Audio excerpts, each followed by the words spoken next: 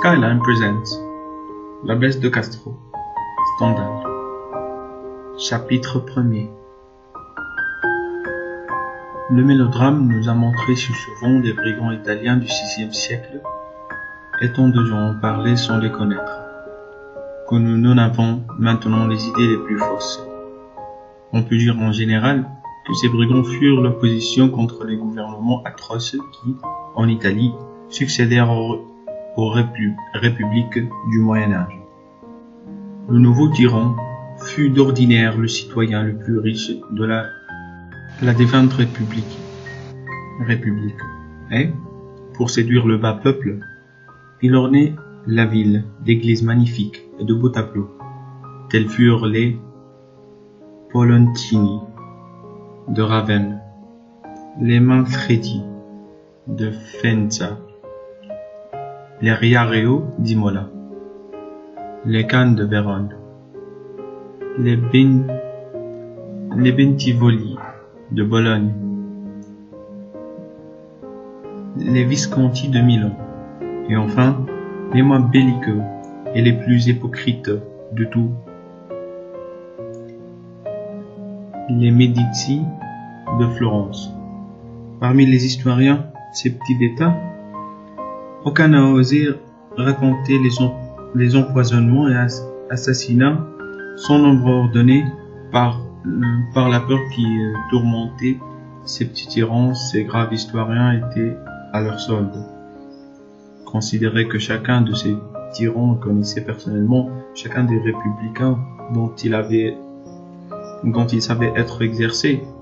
Le grand-duc de Toscane, comme par exemple, connaissait Strozzi, que plusieurs de ces tyrans périrent par l'assassinat, et vous comprendrez les haines profondes, les méfiances éternelles qui donnèrent tant d'esprit et de courage aux Italiens du XVIe siècle, et tant de génie à leurs artistes.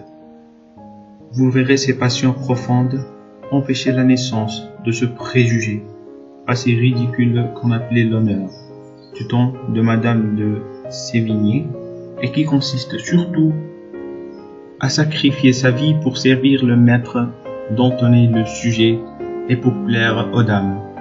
Au VIe siècle, l'activité d'un homme et son mérite réel ne pouvaient se montrer en France et conquérir l'admiration que par la bravoure sur le champ de bataille ou dans les duels. Et comme les femmes aiment la bravoure et surtout l'audace, elles devinrent les juges suprêmes du mérite d'un homme. Alors naquit l'esprit de la galanterie, qui prépara l'anéantissement successif de toutes les passions et même de l'amour au profit de ce tyran cruel auquel nous obéissons tous, la vanité. Les rois protégèrent la vanité avec grande raison. De là, l'empire des Rubans.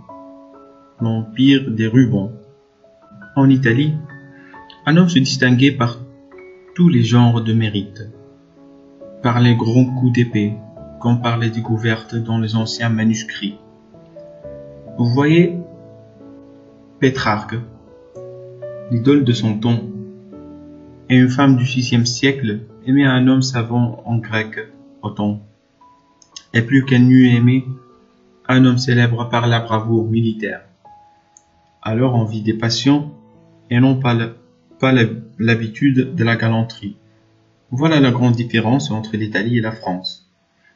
Voilà pourquoi l'Italie a vu naître les Raphaël, les Giorgino, les Titien, les Corrège, tandis que la France produisait tous ces braves capitaines du VIe siècle, si inconnus aujourd'hui, et dont chacun avait tué un si grand nombre d'ennemis.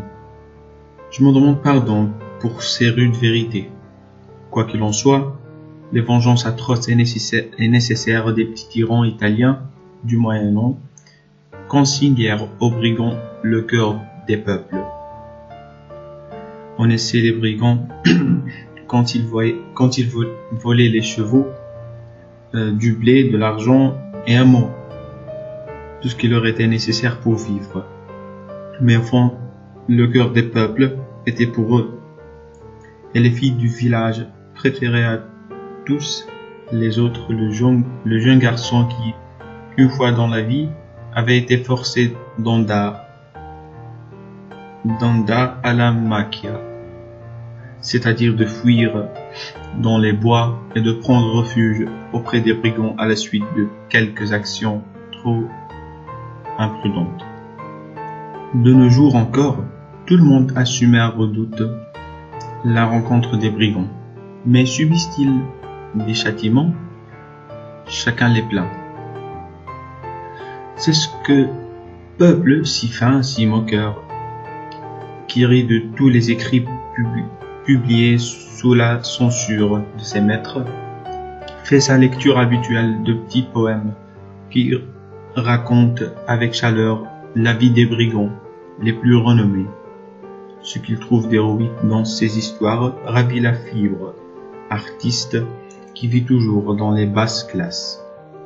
Et d'ailleurs, il était tellement là des louanges officielles données à certains gens que tout ce qui n'est pas officiel en ce genre va droit à son cœur.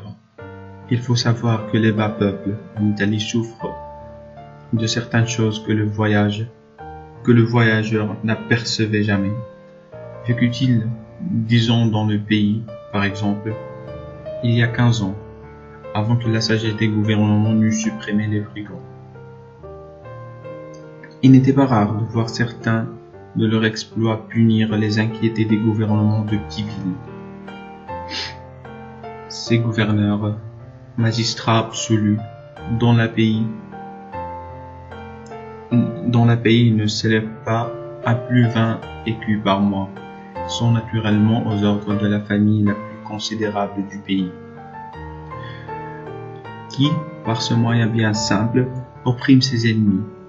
Si les brigands ne réussissaient pas toujours à punir ces petits gouverneurs despotes, du moins ils moqueraient d'eux et les bravaient, ce qui n'est pas peu de chose aux yeux de ce peuple spirituel. Un sonnet satirique le console de tous ses maux, et jamais il n'oublia une offense. Voilà une autre différence capitale entre l'italien et le français. Au VIe siècle, le gouverneur d'un bourg avait-il condamné à mort un pauvre habitant en but à la haine de la famille prépondérante. Souvent, on voyait les brigands attaquer la prison et essayer de délivrer l'opprimé. De son côté, la famille puissante, ne se fiant pas trop aux 8 ou 10 soldats du gouvernement chargés de garder la prison, levait à ses frais une troupe de soldats temporaires, ceux-ci qu'on appelait des bravi, bivouquaient dans les alentours de la prison et se chargeaient d'escorter jusqu'au lieu du supplice le pauvre diable dont la mort avait été achetée. Si cette famille puissante complait un jeune homme dans son sein, il se mettait à la tête de ses soldats improvisés. Cet état de la civilisation fait gémir la morale. J'en conviens, de nos jours, on a le duel, l'ennemi et les juges ne se vendent pas. Mais ces usages du VIe siècle étaient merveilleusement propres à créer des hommes dignes de ce nom. Beaucoup d'historiens, doués encore aujourd'hui par la littérature routinière des académies, ont cherché à dissimuler cet état de choses, qui, vers 1550, forma de si grands caractères. De leur ton, leurs prudents mensonges furent récompensés par toutes les honneurs dont pouvait disposer Médicis de Florence et de l'Est de Ferrare, les vice-rois de Naples, etc. Un pauvre historien nommé Giannone a voulu soulever un coin du voile, mais comme il a osé dire que très petit part de la vérité, encore en employant des formes dubitatives et obscures, il est resté fort ennuyeux, ce qui n'a pas empêché de mourir en prison à 82 ans le 7 mars 1758. La première chose à faire Lorsqu'on veut connaître l'histoire d'Italie, c'est donc ne point lire les autres généralement approuvés. Nulle part. On a mieux connu le prix du mensonge. Nulle part. Il ne fut mieux payé. Les premières histoires qui ont été écrites en Italie après la grande barbarie du IXe siècle font déjà mention des brigands, et en parlant comme s'ils eussent existé de temps immémorial. On voyait le recueil de Muratori, lorsque par malheur, pour la facilité publique, pour la justice, pour le bon gouvernement, mais par bonheur pour les arts, les républiques du Moyen-Âge furent opprimées. Les républicains les plus énergiques, ceux qui aiment la liberté pour la majorité de leurs concitoyens, se réfugièrent dans les bois. Naturellement, le peuple vexé par les Baglioni, par les Malatesti, par les Bentivoli, par les Médicis, etc. Aimer et respecter leur ennemi. Les cruautés des petits tyrans qui succédèrent aux premiers usurpateurs, par exemple, les cruautés de Côme, premier grand-duc de Florence, qui faisait assassiner les républicains réfugiés jusque dans Venise, jusque dans Paris. Envoyèrent des recrues à ces brigands, pour ne parler que des temps voisins de ceux où vécut notre héroïne, vers l'an 1550. Alphonse Piccolomini, duc de Montemarino, et Marco Ciara dirigèrent avec succès des bandes armées qui, dans les environs d'Albano, bravaient les soldats qui papent alors fort braves. La ligne d'opération de ces fameux chefs que le peuple admire encore s'étendait depuis le Pô et les marais de Ravenne jusqu'au bois qui alors couvrait la Vésuve.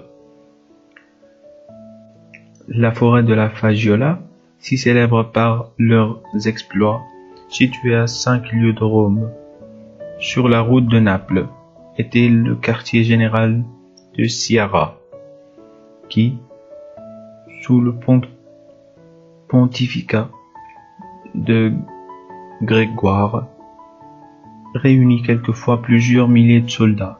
L'histoire détaillée de cet illustre brigand serait incroyable aux yeux de la génération présente, en ce sens que jamais on ne voudrait comprendre les motifs de ses actes. Il fut vaincu qu'en 1592, lorsqu'il vit ses affaires dans un état désespéré. Il traita avec la République de Venise et passa à son service avec ses soldats les plus dévoués ou les plus coupables, comme on voudra. Sur les réclamations du gouvernement romain, Venise, qui avait signé un traité avec Ciara, le fit assassiner et envoya ses braves soldats défendre l'île de Candie contre les Turcs. Mais la sagesse vénitienne savait bien qu'une peste meurtrière régnait à Candie, et en quelques jours, les 500 soldats que Ciara avait amenés au service de la République furent réduits à 67. Cette forêt de la Fagiola, dont les arbres gigantesques couvrent un ancien volcan, fut le dernier théâtre des exploits de Marco Ciara. Tous les voyageurs vous diront que c'est le site le plus magnifique de cette admirable campagne de Rome, dont l'aspect sombre semble fait pour la tragédie, Elle couronne de sa noire verdure les sommets du mont Albano. C'est une certaine éruption volcanique antérieure de bien des siècles à la fondation de Rome que nous devons cette magnifique montagne à une époque qui a précédé toutes les histoires. Elle surgit au milieu de la vaste plaine qui s'étendait jadis entre les Apennines, les Apennins et la mer. Le mont Cavi, qui s'élève entouré par les sombres ombrages de la Faggiola, et dont on est le point culminant. On l'aperçoit de partout, de Terracine, d'Ostie, comme de Rome et de Tivoli. Et c'est la montagne d'Albano, maintenant couverte de palais, qui, vers le midi, termine cet horizon de Rome si célèbre parmi les voyageurs. Un courant de moines noirs a remplacé au sommet du mont Cavi le temple du Jupiter Férétrien, où les peuples latins venaient sacrifier en commun et resserrer les liens d'une sorte de fédération religieuse, protégée par l'ombrage de châtaigniers magnifiques. Le voyageur parvient en quelques heures au bloc énorme que présentent les ruines du temple de Jupiter. Mais sous ces ombrages sombres, si délicieux dans ce climat, même aujourd'hui, le voyageur regarde avec inquiétude au fond de la forêt. Il a peur des brigands. Arrivé au sommet du mont Cavi, on allume du feu dans les ruines du temple pour préparer les aliments. De ce point, qui domine toute la campagne de Rome, on aperçoit, au couchant, la mer, qui semble à 2 pas, quoique à 3 ou 4 lieues. On distingue les moindres bateaux avec la plus faible lunette. On compte les hommes qui passent à Naples sur le bateau à vapeur. De tous les autres côtés, la vue s'entend sur une plaine magnifique qui se termine au levant par l'Apennin, au-dessus de Palestrine et au nord par Saint-Pierre et les autres grands édifices de Rome. Le mont Cavi, n'étant pas trop élevé, le distingue les moindres détails de ce pays sublime qui pourrait se passer d'illustrations historiques, et cependant chaque bouquet de bois, chaque pan de mur en ruine aperçu dans la plaine ou sur les pentes de la montagne rappelle une de ces batailles si admirables par le patriotisme et la bravoure que raconte Tite-Live. Encore de nos jours, l'on peut suivre, pour arriver au bloc énorme, reste du temple de Jupiter Férétrien, et qui servent de mur au jardin des moines noirs, la route triomphale parcourue jadis par les premiers rois de Rome, et les pavés de pierre taillés fort régulièrement, et au milieu de la forêt de la Faggiola, on en trouve de longs fragments. Au bord du cratère éteint, rempli maintenant d'une eau limpide, est devenu le joli lac d'Albano, de 5 à 6 000 de tours, si profondément encaissé dans le rocher de lave, était situé à Albe, la mer de Rome, et que la politique romaine détruisait dès le temps des premiers rois. Toutefois, ces ruines existent encore. Quelques siècles plus tard, à un quart de lieue d'Albe, sur le versant de la montagne qui regarde la mer, s'est élevée Albano, la ville moderne. Mais elle s'est séparés du lac par un rideau de rochers qui cache le lac à la ville et la ville au lac. Lorsqu'on l'aperçoit de la plaine, ces édifices blancs se détachent sur la verdure noire et profonde de la forêt si chère aux brigands et si souvent nommée, qui couronne de toutes parts de la montagne volcanique. Albano, qui compte aujourd'hui 5 ou 6 000 habitants, n'en avait pas 3 000 en 1540, lorsque florissait dans les premiers rangs de la noblesse la puissante famille Campirelli, dont nous allons raconter les malheurs. Je traduis cette histoire de 2 manuscrits volumineux, l'un romain et l'autre de Florence. À mon grand péril, j'ai osé reproduire leur style, qui est presque celui de nos vieilles légendes. Le style si fin et si mesuré de l'époque actuelle eût été, ce me semble, trop peu d'accord avec les actions racontées et surtout avec les réflexions des auteurs. Il écrivait vers l'an 1598.